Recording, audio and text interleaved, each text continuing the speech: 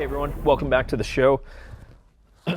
Today, we're talking about, I actually found this pretty interesting. So this was full disclosure, this was an article on realtor.com where some finance guys really broke down the relationship between house prices, basically what you can afford as the market shifts, right? So where does your income need to be in order to afford this house at 3% interest rate, or 5 or 7 or 10, right? Where does your income need to be in order to keep up with the rising interest rates? And I actually found it quite fascinating. So these are not my numbers. I did not crunch these, so just know that in advance. But I do think you guys may get a little bit of value out of it, or at the very least find it interesting. So the notion is simple. As if you have a home price, let's say median home price in the US, $429,000. So hey, if the value stays the same, but the interest rate goes from 3 to 4 to 5, 6, 7%, right? You need to be making more money in order to still afford that house, right? Because your payment is going up.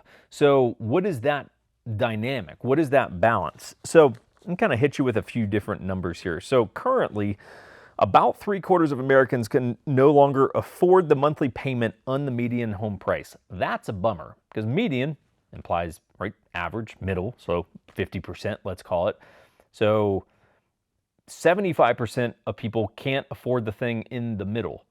That's not good. That fundamentally means that things are out of balance, right? Because in theory, well, half the population should be able to afford the 50%, the median home price. Well, we're not. We're saying 3/4 of them can't. So only 25% of people can afford the thing in the middle.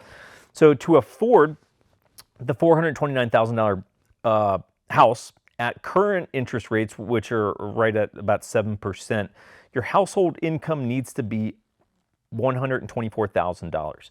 Now, if you were a bachelor and you live by yourself, that means, hey, that's solo income. Pretty good payday, right? If you're making 124 grand a year, good on you, fella. Good job. Or that could be household, right? So if you and your wife, or you and your wife both work, right? So that'd be, what is it? Roughly $62,000 a piece. Still, as an average, that's probably about right for a 2-income household. But that same home, 429 grand at a 3% interest rate, your household income only needs to be $89,000.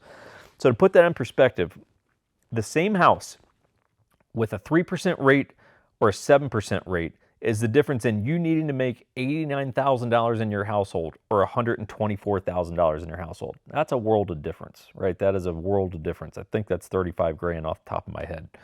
So if the rate goes up to 8%, household income needs to be $137,000. If the rates went up to 10%, right, to afford that same house, household income would need to be $160,000. Now that's, if you're solo, 160 grand, hey, like I said, good on you, good on you, dude, or ma'am.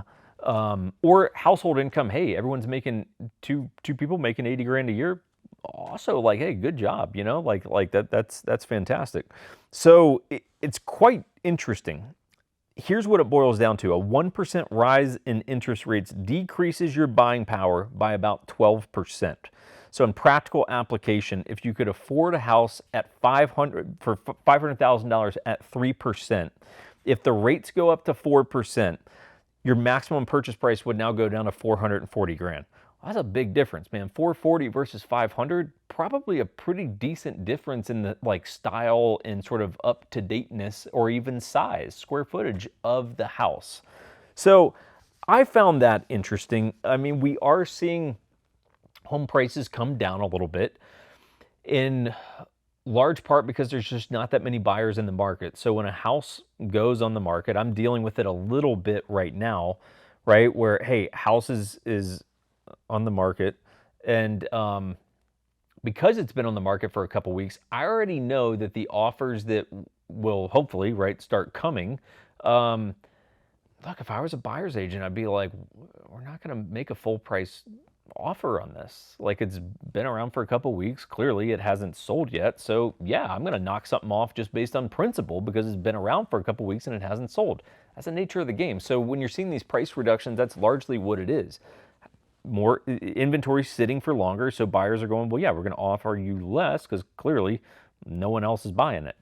It's the nature of the game. That's how it works. So I do think prices will probably come down a little bit more. I don't think we've seen the worst of it, but again, you can't predict that. And to say like, well, I'm going to wait until we have that 20% reduction, that's a dangerous game because I don't think that you're in a position to be able to predict that. I don't really think that any of us are. So take all that with a grain of salt, but I did find it interesting. This is the companion to a bottle that I showed you last week from Rabbit Hole. Summary, I just got back from a bourbon hunting trip in Kentucky, and at Rabbit Hole, they had this. So they have their Derringer bottle. It is Derringer, right? Yeah. Oh, shoot. Well, I got it screwed up. Last week I showed you guys I screwed up my bottles. This is the Cave Hill. Last week I showed you the Derringer and I called it the Cave Hill. I'm just going to roll with it as planned. This, technically the one I showed you last week, is their Derringer. It's their bourbon finished in a sherry cask, which is almost always a recipe for really good things. And their labeling was all Shakespeare themed and everything, but this is a cask strength single barrel bottle, only available at the distillery, which means, of course, I had to get it, right? Being a degenerate, I'm in Kentucky, and they've got this distillery-only thing that is just really cool, and I bet is going to taste phenomenal. And bottle 196 out of 204, so they only have like 8 left. Had to get it. Had to get it. I'm excited. This is going to look so good on the shelf, or to be more accurate, shelves. It's a matter of which shelf it winds up on at this point.